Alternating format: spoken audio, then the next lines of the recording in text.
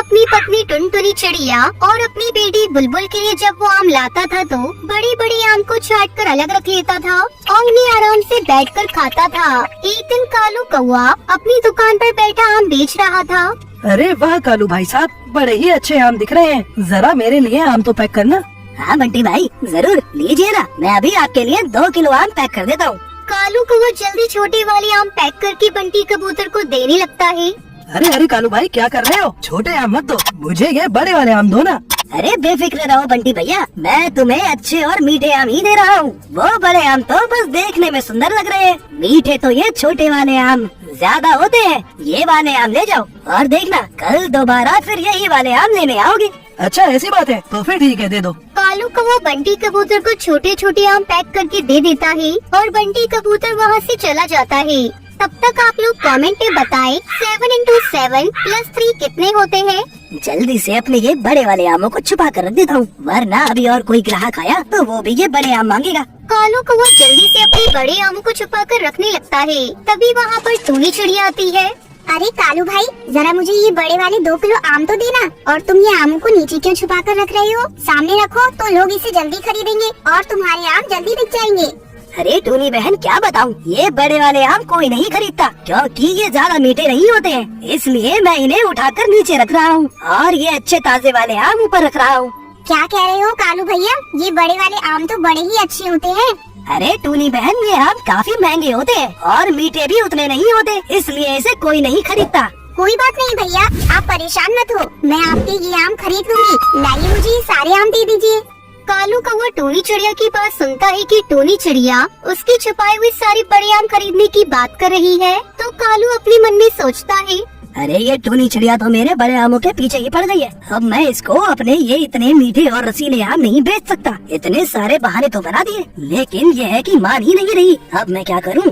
अरे क्या हुआ कालू भैया, आप क्या सोचने लगे? चलिए मुझे ये सारे बड़े वाले आम पैक करके दीजिए ना। क्या दाम है इनके? ज्यादा नहीं, बस थोड़े से महंगे हैं। ये 200 रुपए किलो वाले आम हैं। क्या बात है कालू भैया, अब मुझे समझ में आया तुम्हारे आम कोई क्यों नहीं खरीद रहा है। अरे इतने महंगे आम कौन ही खरीदेगा? और ये छोटे वाले आम कैसे दिए?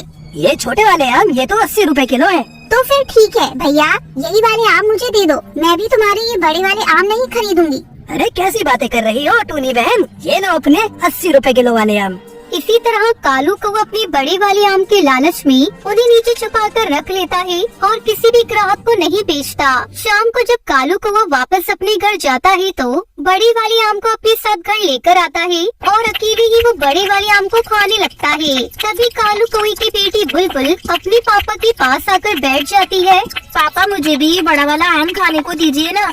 तुम लोगों से मैंने कितनी बार कहा है कि बाहर छोटे वाले आम की पेटी रखी है, जाओ उसमें से जाकर जितने भी आम खाने हैं खा लो, लेकिन मैं ये अपने बड़े वाले आम में से तुम में से किसी को भी नहीं दूंगा। अरे यहाँ तक कि मैंने अपने ग्राहकों को भी ये वाले आम नहीं बेचे। और तुम लोगों को क्या लगता है कि मैं ये खाने के लिए तुम लोगों को दे दूंगा? बिल्कुल भी नहीं। कालू कौवे को बुलबुल पर इस तरह चिल्लाता हुआ देखकर कालू की पत्नी टुनटुनी चिड़िया कालू के पास आती है। अरे ऐसा क्या कर दिया मेरी बेटी ने जो तुम इसके ऊपर इतनी जोर जोर से चिल्ला रही हो? मम्मी, मैंने तो पापा से सिर्फ ये बड़ा वाला आम खाने के लिए मांगा था, लेकिन पापा ने मुझे डांट दिया। देखो टुनटुनी, मुझे मेरे आम खाने के बीच में कोई भी परेशान करे मुझे अच्छा नहीं लगता, इसलिए तुम और बुलबुल अभी के अभी यहाँ से जाओ और मुझे आराम से मेरे आम खाने दो।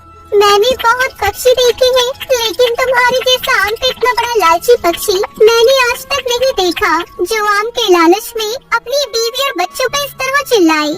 हाँ, मैं हूँ आम का लालची और मैं अपने आम के लालच को कभी खत्म नहीं करूँगा, क्योंकि मुझे आम बहुत ज्यादा अच्छे लगते हैं, वो भी ये बड़े वाले रसीले आम। इन्हें तो मैं अपने ग्राहक तक को नहीं देता, तो तुम लोगों को क्या खाक दूंगा? ये आम सिर्फ और सिर्फ मेरे लिए हैं और इन्हें सिर्फ मैं ही खाऊंगा। कोई मुझे आम का लालची कहे या कुछ भी, मुझे फर्क नहीं पड़ता।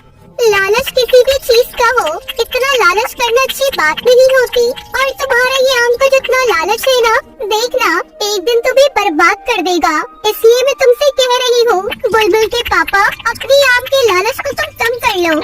इतना बोलकर टुनटुनी चिड़िया अपने पति के कमरे से बाहर निकल आती है। टुनटुनी के जाने के बाद कालू कौवा आराम से बैठकर अपने आम को खाने लगता है। फिर कालू कौवा अपनी दुकान पर वापस जाता है और फिर से वही छोटे छोटे आमों को बेचने लगता है। तभी बंटी कबूतर वहाँ आ जाता है।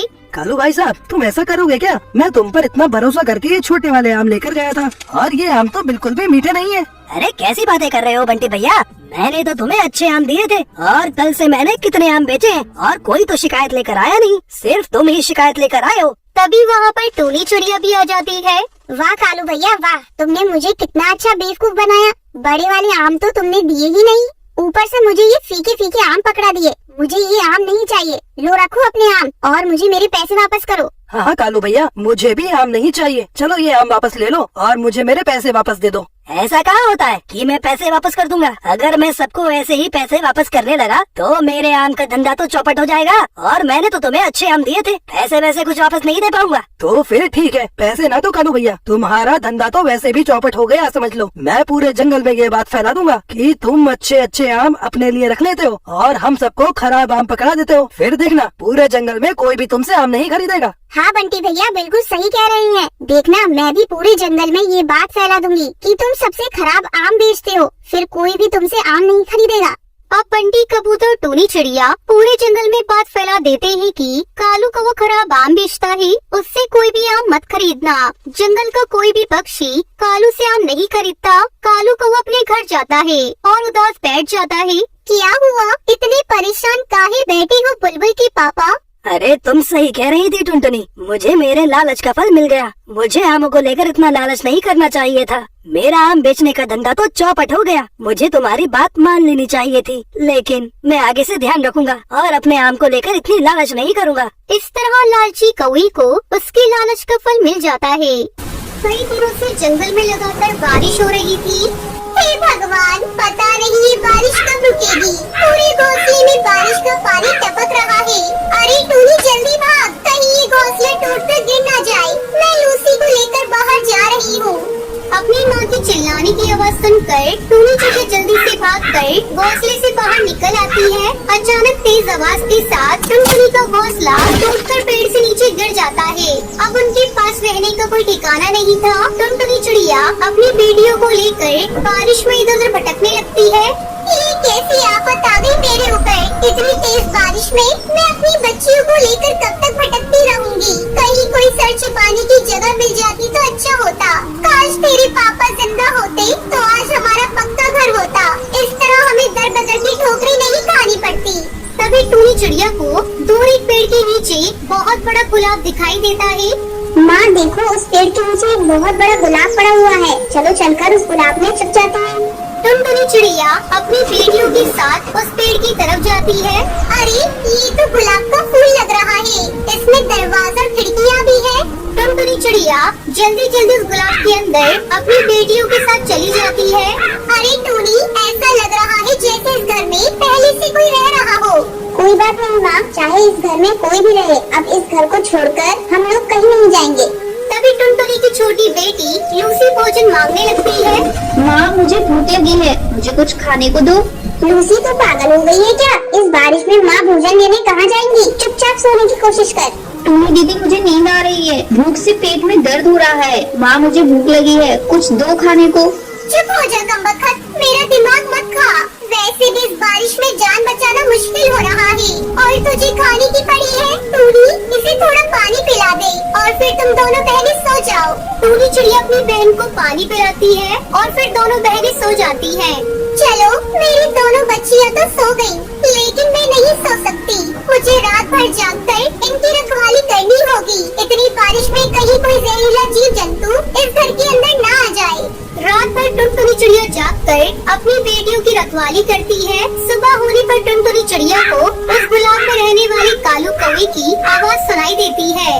कौन है ना मेरे इस घर के अंदर? जल्दी दरवाजा खोल, मैं बाहर बारिश में भीग रहा हूँ। टुनटुनी चिड़िया दरवाजा खोलती है। ए चिड़िया, ये मेरा घर है, निकल मेरे घर से।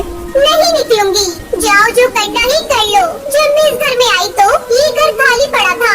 मैं कल भोजन लेने गया था और तेज बारिश होने लगी, इसीलिए मैं नहीं आ पाया। चलो अब जल्दी निकलो यहाँ से। अंकल, हम लोगों को यहाँ से मत निकालिए। हम लोग कहाँ जाएंगे? बारिश में हमारा घोंसला टूट गया है। मूर्ख चिड़िया, तुझे एक बार में समझ नहीं आता? मैं बोल रहा हूँ ना, ये मेरा घर है और मैं यहाँ किसी को रहने नहीं दे सकता। कालू भैया, मैं आपसे विनती करती हूँ, मुझे और मेरी बेटियों को इस घर से बाहर मत निकालिए। जैसे ही बारिश रुकेगी हम लोग यहाँ से चले जाएंगे। थोड़ी देर बाद बारिश रुक जाती है और टुनटुनी चिड़िया अपनी बेटियों को लेकर जाने लगती है। तभी कालू कौवा टुनटुनी चिड़िया से कहता है, तुम्हें कहीं जाने की जरूरत नहीं। तुम्हारा भाई इतना निर्दयी नहीं है जो तुम लोगों को इस घर से बाहर निकाल दे। अब से हम लोग साथ साथ रहेंगे। ये लो, मैं कुछ भोजन लेकर आया हूँ, खुद भी खा लो और बेटियों को भी खिला दो। कालू कौवा टुनटुनी चिड़िया